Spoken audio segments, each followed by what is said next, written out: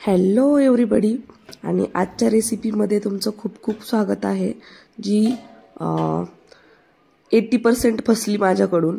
पण ही रेसिपी फसू नये किंवा चुकू नये यासाठी काय करायला पाहिजे हे मी तुम्हाला सांगणार आहे। आणि माझ्याकडून कोणत्या 3 चुका झाल्या ज्यामुळे माझी ही रेसिपी फसली तर हे पण तुम्हाला मी सांगणार आहे। त्यासाठी व्हिडिओ शेवटपर्यंत नक्की बघा। आणि त्याचबरोबर रेसिपीला सुरुवात करूयात। तर मी इकडे एक मोठी वाटी अंकुरित नाचणी घेतलेली आहे।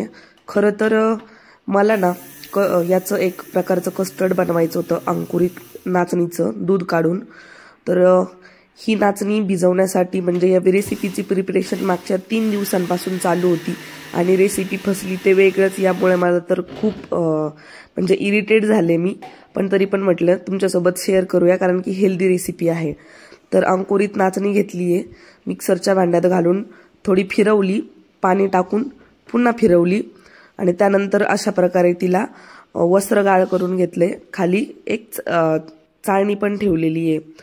तर हे तयार झालं। आता नाचणीचं दूध याला रागी मिल्क पण म्हणतात आणि हे खूप हेल्दी असतं। हे असं सुद्धा पितात, लहान मुलांना पण प्यायला देतात।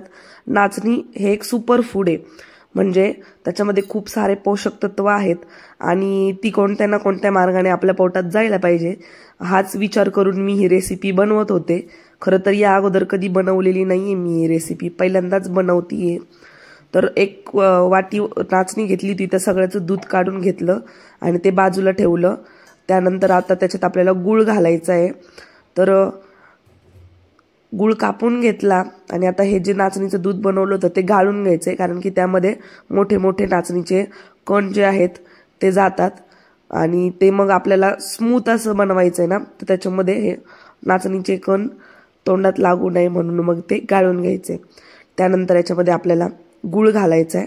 आता मी इकडे तुम्हाला ना रेसिपीचे जे काही डिटेल्स आहेत इंग्रेडियंट्सचे वगैरे प्रमाण मी तुम्हाला डिस्क्रिप्शन बॉक्समध्ये देईल, ते चेक करा। आणि शक्यतो माझ्या सगळ्या रेसिपीचे प्रमाण जे आहे, साहित्य जे असतं ते डिस्क्रिप्शन बॉक्समध्ये दिलेलं असतं। त्याचबरोबर तुम्ही जर माझ्या चॅनलवर नवीन असाल ना तर चॅनलला सबस्क्राईब करा आणि सोबत व्हिडिओला पण लाईक करा।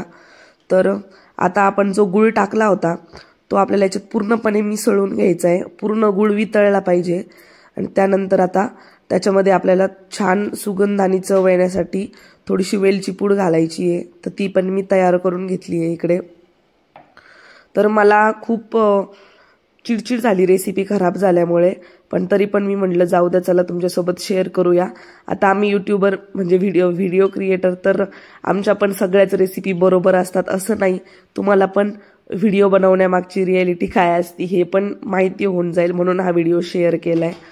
तर आता नाचणीचं दूध तयार आहे, त्याच्यामध्ये गूळ टाकून मिसळून घेतले, सोबतच विलायचीची पूड पण घातली आहे। आणि आता हे मिश्रण आपल्याला एका पॅनमध्ये घालून शिजून घ्यायचे आणि त्याला आपल्याला हलवत राहायचे मध्ये मध्ये। सोबतच त्याच्यात मी अर्धा चमचा तूप घातलंय, साजूक तूप। तर सगळ्यात पहिली चूक सांगते तुम्हाला रेसिपी चुकण्याची, ती म्हणजे माझ्याकडून आहे ना दुधाचं जे नाचणीचं आपण दूध काढलं ना ते प्रॉपरली निघलं नाही गेलं। म्हणजे माझ्या लक्षातच नाही आलं की ते जे दूध आहे त्याच्यामध्ये आता आपण पाणी ऍड केलेलं असतं, आपलं नॉर्मली दुधापेक्षा ते थोडंसं पातळ झालेलं होतं।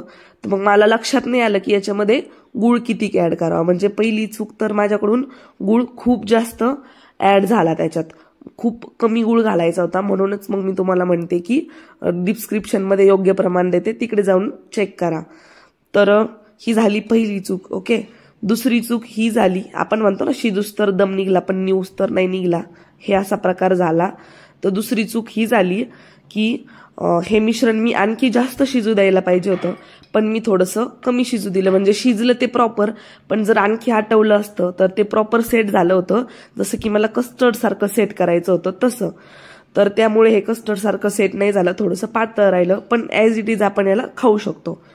तर तुम्ही आता व्हिडिओत बघितले त्याप्रमाणे मी हे मिश्रण शिजून घेतले आणि आता कस्टर्ड सारखं सेट करायचं होतं म्हणून एका पातेल्याला तूप ग्रीस केलं, खाली काजू वगैरे लावल्या। तर इथपर्यंत मी फुल कॉन्फिडन्स मध्ये की माझी रेसिपी फसलेली नाहीये। त्यामुळे गंमत आली खरी, म्हणजे मला हे कळालंच नाही रेसिपी मी जोपर्यंत हे खायला चेक करत नाही तोपर्यंत की रेसिपी फसलेली आहे. तर हे बघा, हे अशा कन्सिस्टन्सीचं मी हे मिश्रण ठेवलं होतं, पण हे आपल्याला आणखी घट्ट पाहिजे होतं, खूप घट्ट सर. जसं की व्हिप क्रीम असते थोडीशी स्टिफ होण्याच्या अगोदर, तसं पाहिजे होतं. पण हे पातळ राहिल्यामुळं मग हे सेट झालं नाही. आणि मग याला मी काय केलं, सेट होईल सेट होईल सेट होईल ह्या नादात मी याला जवळजवळ आहे ना 1 दिवसभर फ्रीजमध्ये ठेवलं, पण ते काय सेट झालं नाही. आणि तिसरी चूक जी झाली आहे ही रेसिपी करताना ती म्हणजे ज्या कपड्याने मी हे दूध वस्त्रगाळ केलं होतं तो थोडासा जाड होता, त्यामुळे त्या ज्या नाचणीचं मिल्कमध्ये जो नाचणीचं पीठ जे असतो म्हणतो आपण ते कमी गेलं, त्यामुळे ते फारसं म्हणजे प्रॉपर झालं नाही. तर मग तुम्ही आता लक्षात ठेवा, तुम्ही जर ही रेसिपी कराल तर जो तुम्ही कपडा वापराल वस्त्रगाळ करण्यासाठी नाचणीचं दूध, तर तो एकदम पातळ वापरा, ज्याच्यातून फक्त नाचणीचे साल वरती राहिले पाहिजे आणि त्याचा पिष्टमय भाग जो आहे पिठाचा भाग तो सगळा त्या खालच्या दुधात गेला पाहिजे. तर आता इकडे बघा मी किती खटाटोप केली हे डिमॉल्ट करण्यासाठी, पण तुम्हीच बघा आता शेवटी त्याचं काय झालंय. तर 3 चुका इकडे तुम्हाला परत एकदा रिपीट करून सांगते. पहिली चूक म्हणजे गुळ खूप जास्त झाला. दुसरी चूक म्हणजे नाचणीचं दूध पूर्णपणे निघालं नाही. आणि तिसरी चूक म्हणजे जे आपण शिजवलं होतं ते मिश्रण ते आणखी थोडंसं शिजवायला पाहिजे होतं 5 ते 7 मिनिट. तर ह्या चुका तुम्ही लक्षात ठेवा, ह्या चुका रिपीट करू नका, म्हणजे ही रेसिपी तुमची तयार होणार. आता चाकूने काढायचा प्रयत्न केला तरी पण नाही निघलं, म्हणून चमच्याने पुन्हा एकदा काढायचा प्रयत्न केला, पण तो पण माझा फ्लॉपच झाला. हे तर तुम्ही बघाच व्हिडिओमध्ये. तर खूप हेल्दी अशी रेसिपी आहे आणि मी खूप प्रामाणिकपणे तुमच्यासोबत शेअर केले की आमच्या सुद्धा रेसिपी चुकत असतात. तर मी तुम्हाला ही रेसिपी कशी वाटली हे मला नक्की सांगा. पण खायला तुम्हाला सांगते मी, खूप छान झालं होतं, पण गूळ थोडासा जास्त झाल्यामुळे ना थोडंसं जास्त गोड लागत होतं, पण खूप हेल्दी. आता मी त्याला कस्टर्ड सारखं सेट करायचा विचार केला म्हणून हे असं झालं, नाहीतर तुम्ही ॲज इट इज जे पातळ असताना पण गरम गरम खाऊ शकता. हेल्दी आहे, नक्की ट्राय करून बघा. भेटूया पुढच्या व्हिडिओमध्ये.